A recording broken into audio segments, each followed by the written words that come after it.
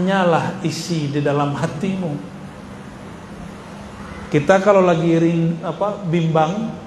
bimbang, apa kata Abah mungkin kepada murid-murid, kepada anak-anak cucu, kamu tanya hatimu, gitu kan? Ya, tanya hatimu, kamu pilih yang mana? Anak kita mau sekolah bingung mau masuk A atau masuk B. Kita bilang apa? Kamu tanya hatimu. Itu kalam ahli tasawuf, Bapak Ibu. Kalam ahli tasawuf. Gimana kira-kira? Berarti bertasawuf itu sudah makanan sehari-hari. Lalu apa yang rumit?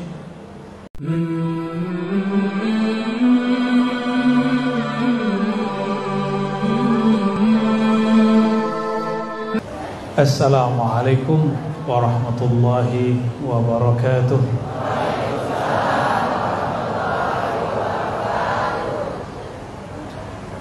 Alhamdulillahi wassalatu wassalamu ala rasulillahi wa ala alihi wa ashabihi ahlus safa wal wafa. Asyhadu an la ilaha illallah, asyhadu anna Muhammadan abduhu rasuluh. Allahumma salli wa sallim wa barik alaihi. Amma ba'du. Puji syukur kepada Allah. Akhirnya kami sampai ke belakang Padang, Batam.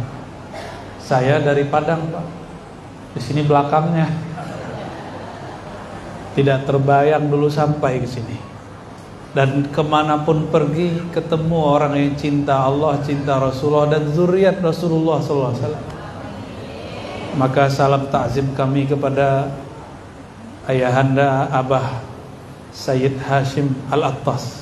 Benar Abah? Beliau umur udah 72 Abah ya? 70? 76, mau masuk 77. Semoga kakek beliau baginda Nabi Muhammad SAW ridha dengan majelis ini. Kata Abah Lutfi, di mana ada majelis tempat, ada zuriatku di situ atau ada pewarisku di situ, ada pewaris Rasulullah maksudnya, insya Allah tempat itu diberkahi. Bukan karena beliau-beliau itu ngapa-ngapain enggak, tapi di darahnya ada keberkahan, darah baginda Nabi Muhammad SAW. Di Indonesia sekarang ini lagi dibentur-benturkan. Kita sedih melihat ada beberapa kiai yang mulai mengingkari nasab zuriat Nabi dari jalur Ba'alawi. Ya, semoga ada yang mengislah, ada yang mendamaikan mereka. Amin ya rabbal. Sebelumnya saya tertarik untuk ikut debat diskusi di situ, tapi sekarang menarik diri, ya, tidak ada untungnya. Ini jebakan-jebakan emosi aja. Yang saya hormati Pak Camat, ya, yang sangat gagah, ya. Di sampingnya juga Pak Lurah yang sangat megah. Dan yang lagi berbicara, insya Allah samalah. Pengurus masjid. Ini surprise sekali, ternyata di pulau saya kira sepi Pak, ramai ya. Tapi saya dari tadi mau dengar cakap Melayu, cuma pantunnya yang Melayu. Inilah hebatnya orang Indonesia, ke pelosok manapun ngomongnya bahasa. Dan jangan heran, ini pulau-pulau dulu banyak makom-makom wali. Nggak usah di sini Pak. Di Gresik itu ada kabupaten di tengah laut, jadi Pulau Jawa, tapi dia sampai ke tengah. Namanya Pulau Bawean. Orang Bawean, orang tua-tuanya mengatakan kepada saya, di pulau inilah meninggalnya Sunan Bonang, tapi mereka berbeda pendapat apakah dikubur di situ atau dibawa ke Tuban. Makanya makomnya banyak, lebih dari 2, satu di Bawean, satu di Tuban. Dan Al-Fakir kami, Abah, berjodoh dengan orang Tuban. Saya datanglah ke pelosok, ada pulau, ya, mungkin sebesar ini juga, atau lebih kecil, atau lebih besar, saya lupa, nggak sempat ngukur Pak. Di tengah pulau ada makom Sunan Bonang. Sunan Bonang itu disebut Al-Marhum, Al-Makhdum. Ini menunjukkan bahwa gelarnya, ini gelar-gelar dari zuriat Nabi yang berasal dari Asia Tengah dan Selatan. Waktu kami ke Uzbek itu Habib-habibnya gelarnya Al-Makhdum. Kalau jalur Yaman, zuriat Nabi dipanggil Al-Habib atau Habaib. Tapi secara umum mereka menyebut Sayyid, itu sama. Maka Abah Hashim dipanggil Sayyid Hashim. Berarti saya ini sama juga lah, ada Hashimnya. Bedanya nasab beliau mulia, nasab saya masih belum jelas. Tapi yang pasti kok, nah itu beliau ini ya. Itu bukan buat-buatan, sudah diakui oleh orang Barat, penelitian orang Barat bahwa zuriat Sayyidina Ibrahim itu juga banyak di Asia Tenggara, bahkan Asia Pasifik, itu melalui Sayyidah Qanturah. Apa ciri-cirinya? Seperti jambu air, lebar ke samping. Allahumma sholli ala sayyidina Muhammad. Judulnya horor bener ini Pak Lurah. Bapak Ibu ngerti nih judulnya apa? Ini judul di alam mana ini? Masih di alam bumi kah ini? Alhamdulillah kami sebelum kesini tadi ziarah ke makom yang dipopulerkan oleh Abah Lutfi, yaitu anak daripada Maulana Ishaq yang dikenal dengan nama pulau itu Pulau Tulub ya. Nah, maka disebut Sunan Tulub atau Tulub? Tulub. Yaudah ikut bapak aja deh. Nama beliau Ainun Naim ya. Ainun Naim itu bukan nama fisik Pak, itu nama kewalian. Jadi yang dibuka oleh beliau itu nama kewalayahnya namanya ya. Salah satu fam kewaliannya itu Asy-Syarif Ainun Naim bin Maulana Ishaq ya. Ini kalau ditelusuri ke atas bagian Laut Malaka ini ada pulau, di situ Asy-Syarif Ali. Benar ya? Syarif Ali apa Syarif Abdul Qadir? Ke atas antara Riau dan Malaka. Saya pernah ke sana juga. Jadi walaupun saya ini orang Padang tapi pemburu kubur juga, Pak. Pemburu kubur tapi bukan sarjana kuburan. Kalau Pak Lurah ini sepertinya hobi dengan kuburan ya. Apalagi beliau ini mana yang bangun-bangun kuburan ini. Apakah bertasawuf itu serumit judulnya? Enggak. Saya kasih judul baru, mudahnya bertasawuf. Apa judulnya? Mau tahu mudahnya? Oke. Kalau kita lagi dapat rezeki, apa kata orang tua? Nak, bersyukur. Udah, itu kelas 3 dalam tasawuf. Tuh langsung kelas 3. Jadi tasawuf itu bab pertamanya, kelas 1-nya taubat, kelas 2-nya sabar, kelas 3-nya syukur. Itu udah kelas 3 Pak. Berarti orang kita ini sudah biasa berbicara tasawuf. Benar Abah ya? Kalau ada orang kena musibah, apa kata Abah? Yang tabah ya nak, yang sabar. Sabar adakah di kitab fikih? Adakah di kitab akidah sabar? Enggak. Fikih tidak urus sabar, akidah tidak mengurus sabar. Yang mengurus bab sabar ahli tasawuf. Berarti tasawuf sudah sehari-hari kita katakan. Oke. Pak Camat, Pak Lurah, apa kata orang? Semoga mereka berdua jadi ahli istiqomah dan amanah. Benar gak? Istiqomah amanah itu udah puncak daripada orang bertasawuf. Makanya 7 golongan yang dijamin nanti di akhirat ketika tidak ada yang dilindungi kecuali lindungan Allah saat itu. Nomor pertamanya pemimpin yang adil. Pemimpin yang adil. Adil di situ pasti dia amanah. Pasti dia istiqomah. Istiqomah pemimpin, dia disiplin.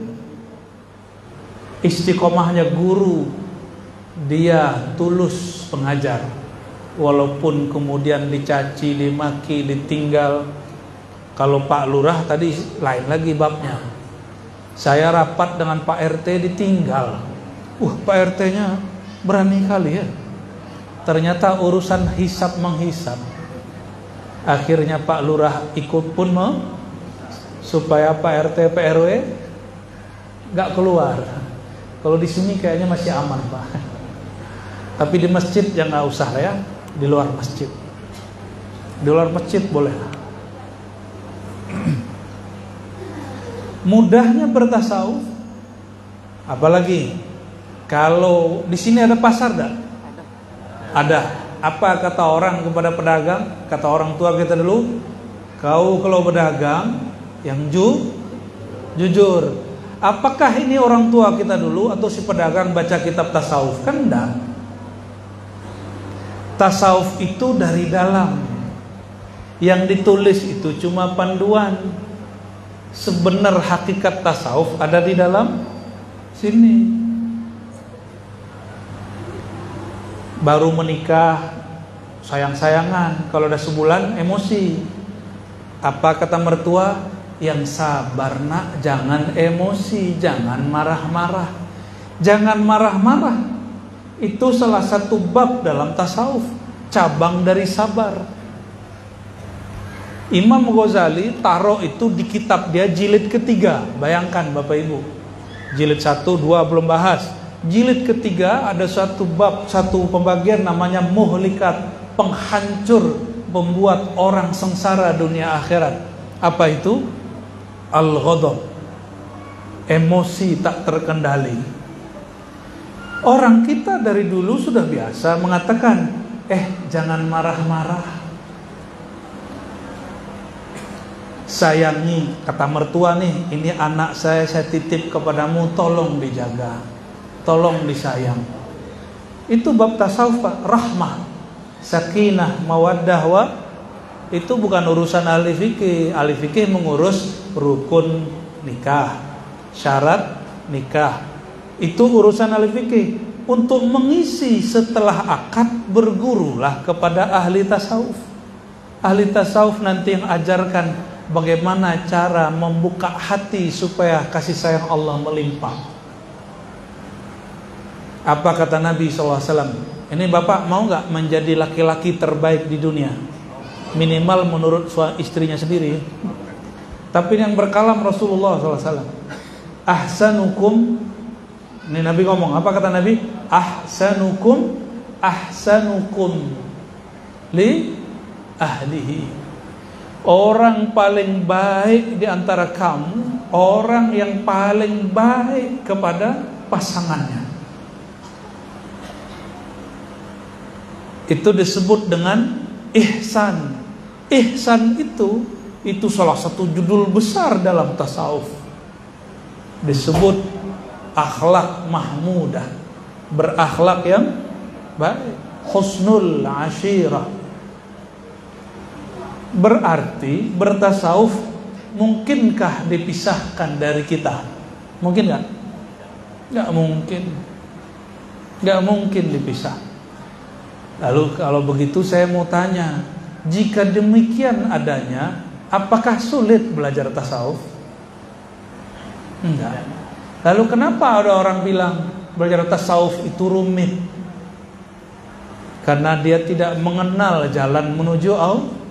Padahal orang tarekat loh Pak. Padahal kiai. Kok ada kiai ngomong begitu, ustadz ngomong begitu? Ustadznya, kitab dia sudah berganti. Bukan lagi yang di dalam hati, tapi yang sudah dicetak oleh orang Cina, yang dicetak oleh orang Arab, yang dicetak oleh buku percetakan. Itu buku. Akhirnya orang-orang hari ini sibuk mengikuti buku, tapi melupakan apa yang Nabi pesankan dulu. Istafti qalbak, wahai sahabatku, mintalah fatwa, tanyalah isi di dalam hatimu.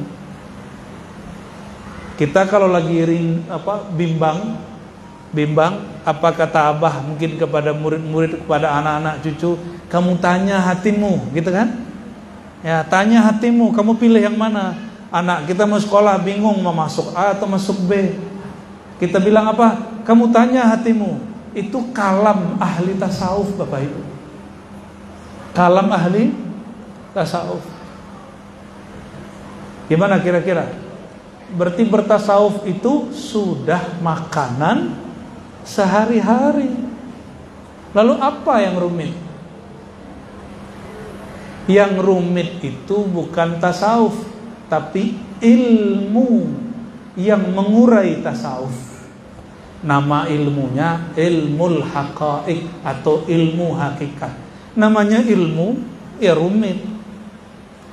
Mesti ada sekolahnya, mesti ada majelisnya. Tapi kalau hakikat, nah ini bedakan. Hakikat dengan ilmu hakikat lain. Ini ada yang melaut nggak Bapak Ibu? Melaut. Ilmu kelautan dengan melaut beda nggak? Ilmu perikanan dengan ikan beda nggak? Beda ya? Beda. Lebih praktis yang mana? Yang tidak ada kata ilmunya. Enggak rumit. Bener nggak? Jadi kalau ada orang mengatakan, wah ilmu hakikat itu rumit, ya iya namanya ilmu. Tapi si hakikatnya tidak rumit.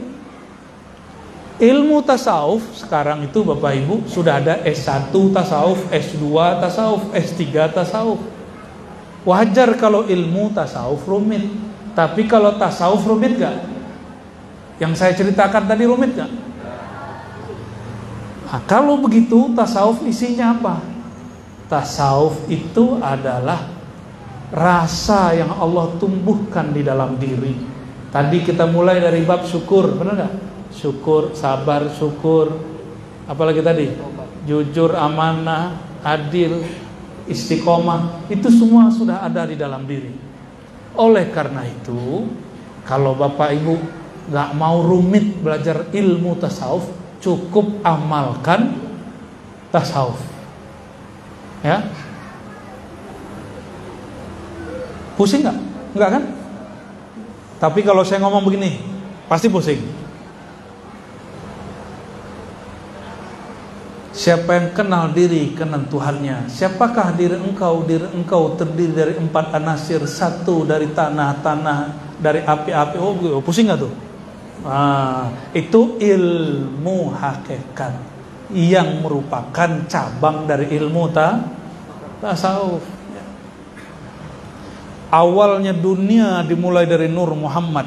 Nur Muhammad ada dalam diri kita. Nah, itu pusing lagi tuh.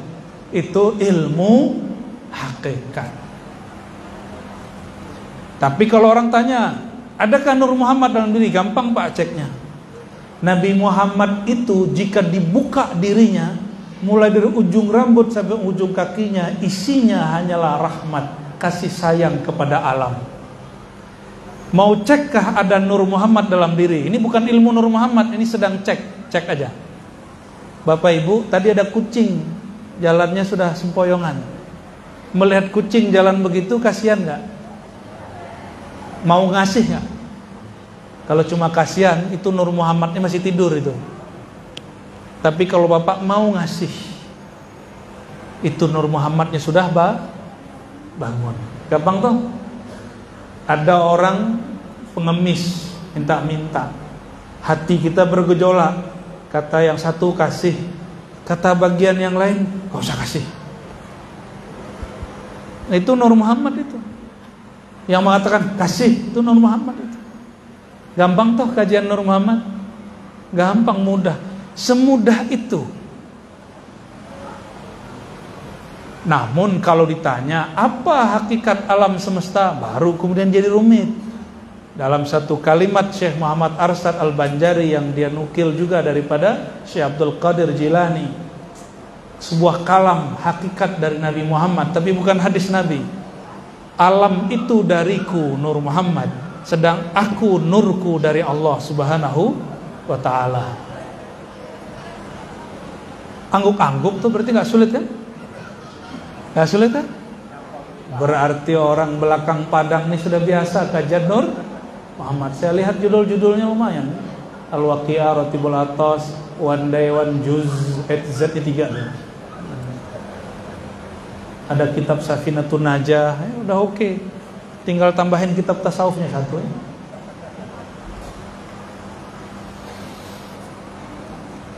Salah satu jalan ahli tasawuf supaya hati ini tidak terganggu, ada namanya latihan.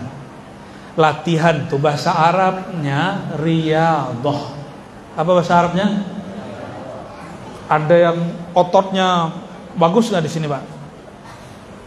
Sepertinya nggak adanya. Kalau yang suka push up itu setiap hari, ototnya bagus nggak? Tapi kalau di Indonesia hari ini, kalau otot bagus, yang suka tidak hanya laki-laki, perempuan, laki pun suka. Hati-hati Pak Lurah ya. Apalagi Pak Camat yang gagah. Ini otot kebentuk perut six pack. Tahu six pack nggak? Ustadz tahu six pack nggak? Nggak tahu ya. Kursus bahasa Inggris dulu ya. Itu perutnya kayak kotak-kotak 6 disebut dengan six pack. Kalau orang tidak pernah latihan, kebentuk nggak tangannya? Kebentuk nggak perutnya? Nih yang pakai sorban-sorban ini santri ya. Sudah bisa baca kitab? Belum? Nah, dulu baca Quran bisa nggak? Nggak bisa kan? Dilatih oleh guru jadi bisa. Benar nggak? Jadi jangankan membaca nama Allah dalam diri, membaca yang tertulis di buku pun mesti berlatih. Abata sa. Maka untuk mampu membaca nama Allah di dalam diri mesti juga dilatih. Yang melatih baca Quran namanya guru mukri atau guru qiraat, guru tilawah. Yang mengajarkan cara sholat namanya ahli fikih. Yang mengajarkan cara mengesahkan Allah disebut ahli tauhid. Yang mengajarkan cara untuk bertasawuf disebut dengan mursyid atau syekh atau sufi.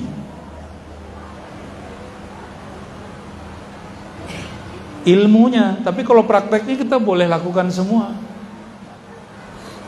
Sayang sekali kok ada ahli tasawuf, ahli tarekat ngejek ahli fikih.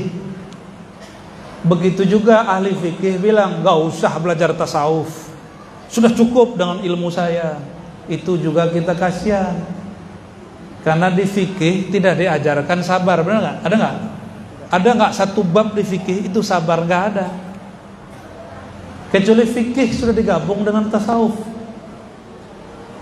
Jadi wajar kalau guru-guru fikih, guru-guru tilawah ini suka marah-marah ya. Bener ya? Marah aja ya.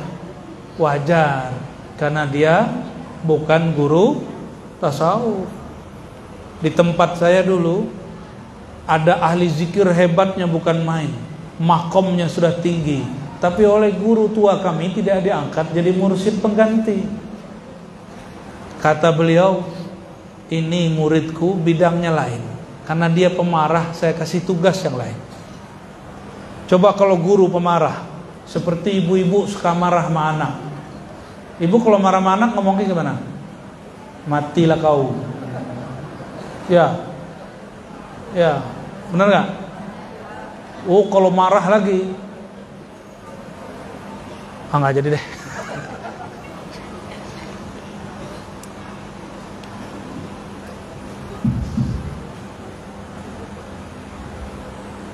Untung mic-nya mati.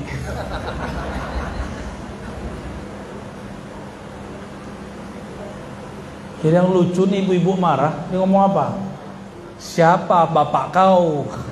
Si anaknya jawab, suaminya emak. Allahumma sholli ala sayyidina. Yang jeleknya nggak dikeluar Pak, yang begitu aja keluarnya. Karena bertasawuf itu mudah, ya.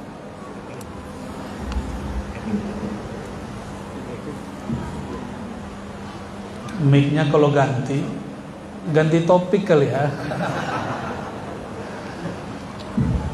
Bapak Ibu, kalau mau kaya, kata orang tua apa? Fokuslah bekerja, benar nggak? Benar.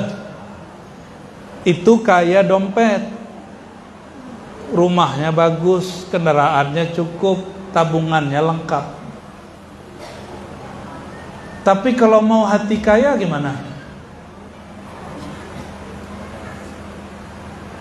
Mungkinkah orang kaya dia hari ini bekerja, sebulan lagi nggak bekerja, mungkin nggak?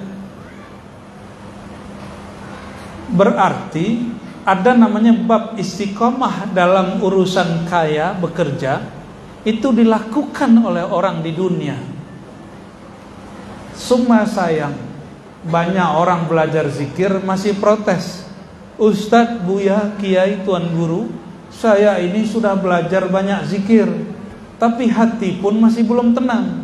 Itu tanda kalau di hatinya belum kaya. Ya. Orang kaya dia tenang Pak di rumahnya. Kalau jalan-jalan kemanapun dia tenang. Kenapa? Dompetnya tebal. Orang yang hatinya kaya, apapun kejadian di alam semesta, dia juga tenang. Kenapa? Dompet hatinya tebal. Rekening rohaninya banyak isinya. Maka dia tidak takut. Kenapa orang Indonesia kalau pergi ke Saudi itu seperti ketakutan? Benar gak? Ada yang kemarin haji umroh sampai di Saudi takut pisah dari orang. Ada yang gak takut tapi takabur. Saya ini udah 2 kali umroh, hilang. Di sana itu sebenarnya biasa aja. Cuma jangan takabur, jangan panik. Hati yang kaya lebih kurang sama lah dengan orang yang kaya dompetnya. Mesti dia rajin, mesti dia istiqomah. Ada orang rajin, ada istiqomah, ada satu lagi, harus tepat yang dia kerjakan. Ada orang kerja tiap hari, tapi hutang juga tidak selesai. Berarti pekerjaan dia tidak tepat, kurang pas. Banyak orang rajin berzikir, banyak baca rotib, banyak begini, tapi hatinya masih gelisah. Mungkin zikirnya belum tepat masuk ke dalam hati.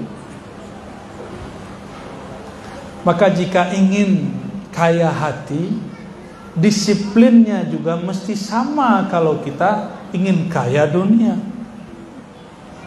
Kalau nggak mau lebih sama lah, ya. Mau kaya hati, Bapak Ibu? Mau kaya hati? Kalau mau kaya hati, minimal amalkan zikir pagi sore. Di luar sana saya sudah bagikan, mungkin sudah pernah lihat kajiannya, tapi masih online. Sekarang saya bagikan secara langsung.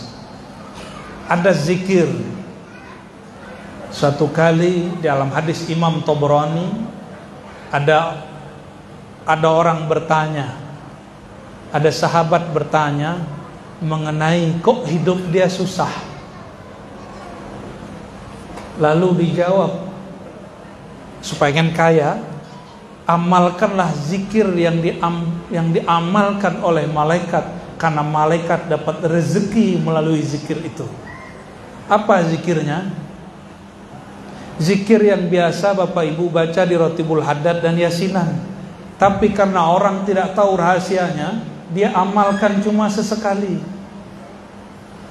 Zikirnya lanjutan bacaan ruku dan sujud. Kalau ruku, subhanallahil, subhana rabbiyal azim. Ini bacaannya lebih lengkap. Subhanallahil azim, atau subhanallah bihamdih, subhanallahil azim. Boleh juga ditambah subhanallahil aliyyil azim. Itu yang penting ada kalimat subhanallahnya. Dalam hadis Imam Tabarani dikatakan wabihi yurzakun. Kalian ini, nah, kata maksudnya di hadis itu, kalian ini jangan takut miskin. Malaikat di langit dan di bumi diberi rezeki oleh Allah karena mereka membaca subhanallah wa bihamdih subhanallahil azim. Tapi malaikat ini istiqomah. Malaikat ini sampai hari ini ada di langit tertentu bacaannya cuma subhanallah wa bihamdih subhanallahil azim.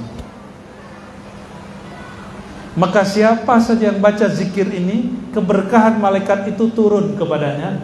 Jika dia punya usaha, Allah berkahi usahanya. Dia punya pekerjaan, Allah berkahi pekerjaannya. Berapa mengamalkannya?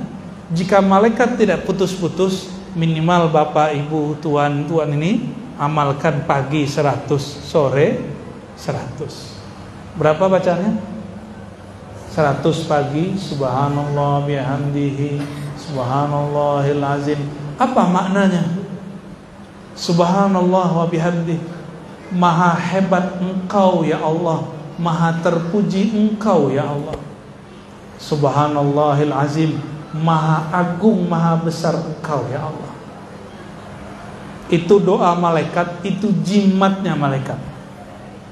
Cuma malaikat jimat gak dipasang di kertas, jimat jadi baca. Mau diberkahi rezekinya Bapak Ibu? Sedikit cukup, banyak habis. Tahu nggak pepatah begitu? Nah, sedikit cukup, banyak habis. Orang Melayu ngomong gitu ya. Sama lah. Sedikit cukup, yang penting berkah, daripada banyak boros. Nabiullah Sulaiman karena merasa diberi kekayaan oleh Allah, sempat kemudian ngomong begini, ya Allah, izinkan aku memberi makan semua ikan yang ada di dunia. Maka dia panggillah ikan. Sepertinya di sini nggak ada yang bisa manggil ikan kan? Dipanggil ikan, Pak. Ikan bisa dipanggil. Dipanggillah ikan, dikasih makan tiap hari. Sampai kemudian sudah beberapa hari Nabi Sulaiman kehabisan bahan makanan. Disitulah Nabi Sulaiman bertobat kepada Allah. Nabi Sulaiman tobatnya setelah sedekah. Kita nggak sedekah tobat. Jadi Nabi Sulaiman ada tobat sebelum beramal, ada tobat setelah beramal. Apa bedanya? Orang tobat sebelum beramal, dia tobat dari maksiat. Ada tobat setelah beramal, dia bertobat dari amalan solehnya. Ini ilmu Nabi Sulaiman. Ini ilmu tasawuf. Ilmu ini yang jarang dipakai orang hari ini. Kita istighfar sebelum sholat biasa. Ada istighfar setelah sholat. Kenapa ayo? Karena merasa kurang rasanya. Nah itu kayaknya nonton YouTube ini ya. Sholat zuhurnya tadi khusyuk nggak? Ini di mana-mana saya nanya orang begitu loh Pak. Khusyuk nggak tadi? Khusyuk apa kusut? Wallahu a'lam. Bahasa Arabnya maklum sekali. Di mana-mana, kemanapun saya berkunjung, hatta di negeri Arab, kita tanya orang, ente sholatnya khusyuk nggak? Dijawab,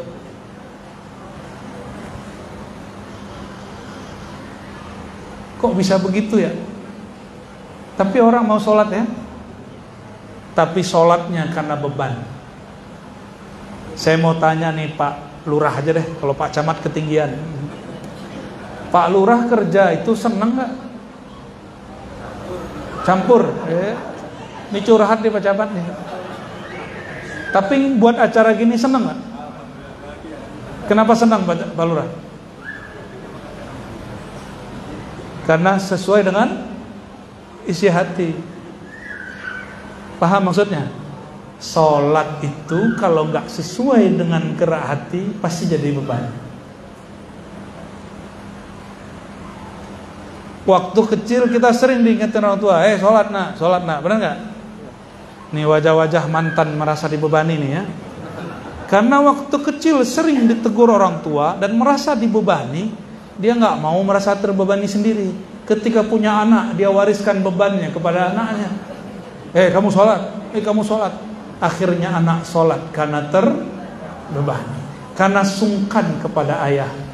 Coba nanti ayahnya keluar kota, pergi ke Batam, nggak balik 2 hari, itu anak nggak sholat tuh Pak. Hore, nggak ada yang nyuruh sholat. Pasti begitu.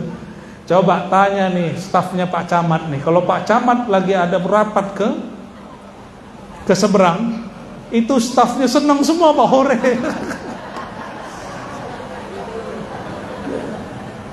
Mana nih stafnya, ada nggak? Tuh. Ya, ibu-ibu ada stafnya. Itu pada girang semua tuh. Alhamdulillah Pak Camat pergi. Tapi kalau nggak pulang-pulang cemas juga dia. Iya. Nggak gajian.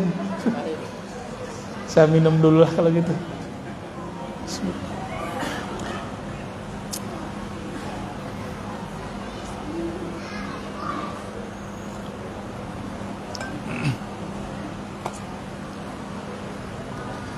Maka kalau beramal tidak sejalan lisan dengan kolbu, pasti merasa terbebani. Itulah tasawuf. Mudah toh tasawuf? Mudah Pak. Bekerjalah dengan hati. Ini coba Bapak Ibu menikah dengan hati nggak? Atau terpaksa? Terpaksa kok jadi anak. Itu namanya menikmati.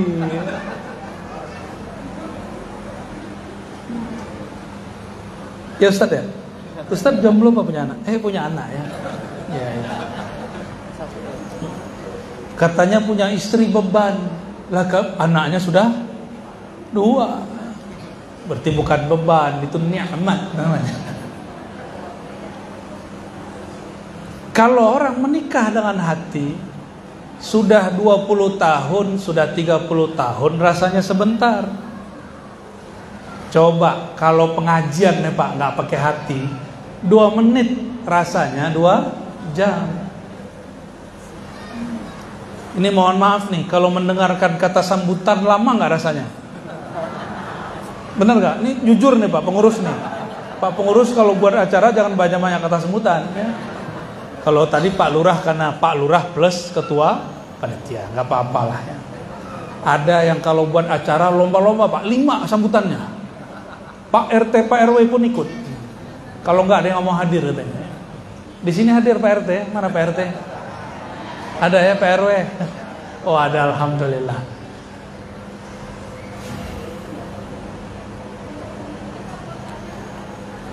Pernah sekolah kan pasti semua. Guru killer masuk, itu guru 1,5 jam di dalam kelas. Rasanya seperti hari mau kiamat.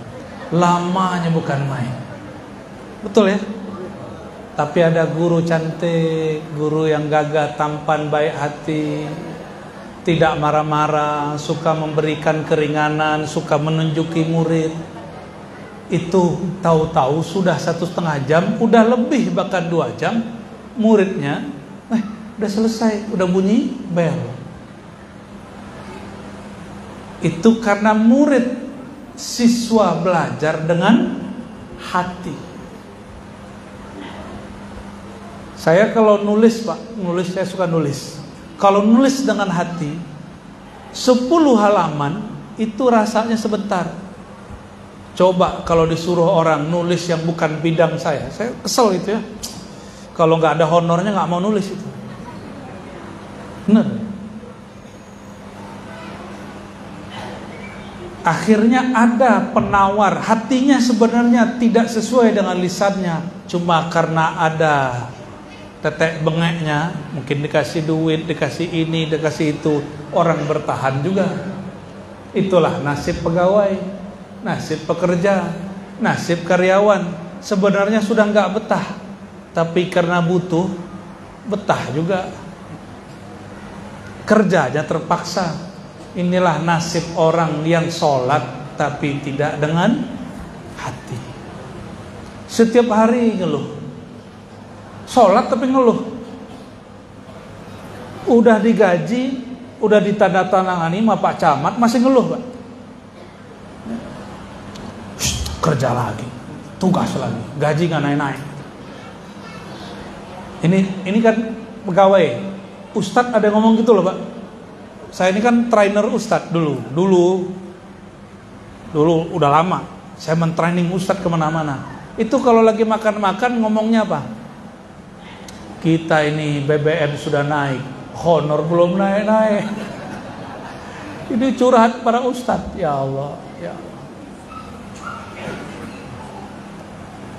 Akhirnya si Ustadz diundang mengajar itu setengah hati. Karena dia mengajar setengah hati, yang mendengar pun seperempat hati. Akhirnya semuanya hati. Lamanya pengajian, walaupun melucu tapi tidak menarik, walaupun dia berbicara kolbu tapi rasanya hambar. Nah, ini kalau sudah Ustadz tidak nyaman mengajar. Makanya Bapak Ibu, jika ada guru ngaji di sini, kasih dia senang hatinya. Ya, senangkan, cukupkan kebutuhannya biar dia nyaman ngajar. Ini untuk Ustadz di sini kita ya. Ada yang ngajar, ada yang ngabdi di sini. Apa yang bisa kita bantu, kita bantu supaya pikiran dia tidak bercabang. Masa lagi takbir Allahu Akbar, makan apa nanti ya Allah? Masjid ditinggal, siapalah jadi imam. Tapi kalau saya kemudian jadi imam, anak saya nggak makan. Jangan sampai imam kita mikir begitu. Padahal Nabi berbicara, ambillah imam, angkatlah Bilal yang tidak minta gaji. Itu perintah dalam hadis Nabi di Sunan Abi Daud. Tapi kalau enggak digaji, ustadz ini demo juga. Bedanya kalau ustadz demonya pakai doa. Bismillahirrahmanirrahim. Enggak demo anarkis, enggak ya. Demonya menyebut nama Allah. Pendek cerita Bapak Ibu, mudahnya bertasawuf ini saya buka yang ringan-ringan saja. Bahwa bertasawuf itu ibarat nyawa dan badan, tidak boleh dipisah.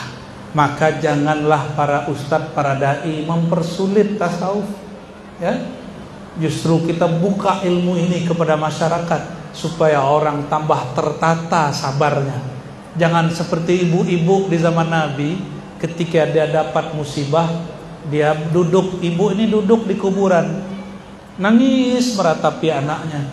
Lalu Nabi menegur, wahai ibunda, isbiri, sabarlah engkau. Ini kata Rasulullah. Si ibu ini nggak tahu kalau yang menegur dia Rasulullah Shallallahu Alaihi Wasallam. Apa kata si ibu? Kamu ini bicara sabar aja, kamu tidak tahu apa yang saya alami. Emang sabar mudah? Itu kata si ibu. Nabi pergi. Selesai si ibu ini meratap, air mata dia sudah habis. Ada orang dekatnya berkalam, ibu, itu yang tadi berkalam itu baginda Rasulullah SAW. Langsung dia kaget, dia kejar naik onta, dia kejar Rasulullah SAW. Dia minta maaf, wahai Rasulullah, maafkan hamba. Apa kata Rasulullah SAW? As-sabru inda sadmatil ula. Sabar itu bukan sekarang. Yang dihitung Allah saat anakmu berpulang, apakah engkau sabar? Saat anakmu dikubur, apakah engkau sabar? Atau engkau meratap? Berarti ajaran tasawuf itu ajaran Rasulullah atau ajaran Syekh Abdul Qadir Jilani? Ajaran Rasulullah, Syekh Abdul Qadir ikut Rasul.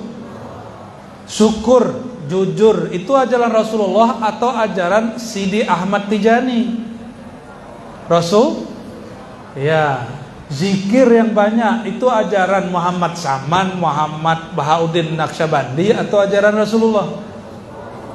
Bekerja dengan hati, sholat dengan hati, itu ajaran Ar-Razi atau ajaran Nabi Sallallahu Alaihi Wasallam. Kalau begitu bertasawuf mudah atau sulit? Benar. Yang kencang. Mudah apa sulit? Paksa ngomong. Karena syaitan berbicara. Hari gini jujur kau ndak makan. Siapa yang ngomong? Setan, tapi bertubuh orang Melayu.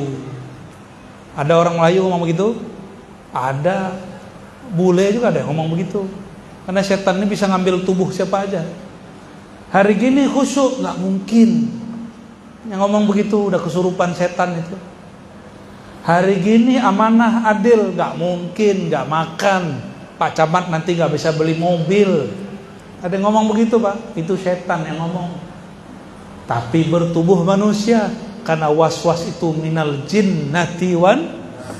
Tuh kajian tasawuf bahwa was-was bisikan itu tidak hanya dari jin, tapi juga dari manusia. Karena ada syayatinul jinni wal insi, setan jin dan manusia. Setan jin dan manusia tidak dibahas dalam fikih, dibahasnya dalam tasawuf. Udah ketemu setan belum hari ini? Saya udah ketemu Pak ya. Orang ngajak jahat itu setan. Orang ngajak jahat itu setan. Orang nyebarin aib itu setan. Tapi bertubuh, ya silakanlah tersinggung ya. Karena yang tersinggung itu pasti syaitan. Barangkali itu Bapak Ibu, semoga kajian ini diberkahi Allah. Warga, masyarakat, umat di belakang Padang ini. Padang dalam bahasa Melayu lama itu berarti terang. Di belakang Padang semoga terang benderang di dalam jiwanya. Amin ya rabbal alamin. Ala hazinnya wa likulli natin salihah. Al-Fatihah. صراط الذين أنعمت عليهم غير المغضوب عليهم ربنا آتنا في الدنيا حسنة وفي الآخرة حسنة وقنا عذاب النار إن الله وملائكته يصلون على النبي يا أيها الذين آمنوا صلوا عليه وسلموا تسليما يا صلوات جبريل صلى الله على محمد صلى الله عليه وسلم صلى الله على محمد صلى الله عليه وسلم صلى الله على محمد صلى الله عليه وسلم صلى الله على محمد صلى الله عليه وسلم Subhanakallahumma wa bihamdika asyhadu an la ilaha illa anta astaghfiruka wa atubu ilaik. Assalamualaikum warahmatullahi wabarakatuh.